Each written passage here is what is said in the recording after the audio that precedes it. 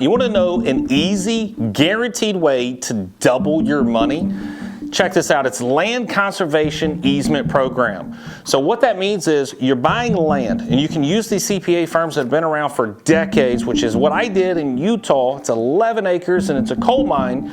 So we buy this land, but we donate the mineral rights to the federal government. And by doing so, they're giving us a $4.75 deduction for every dollar donated or invested. So here's an example for you high income earners.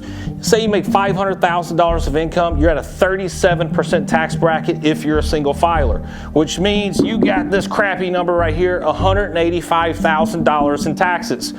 Well, instead, let's say you take 10% of that income and you get into this land conservation easement program.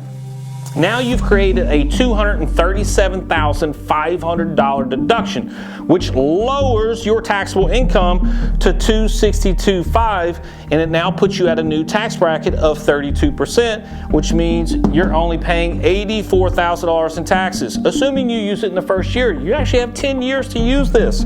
So what did you do? You took $50,000 to save $100,000. That is the same as doubling your money. Hope you liked our tip. Take care. God bless.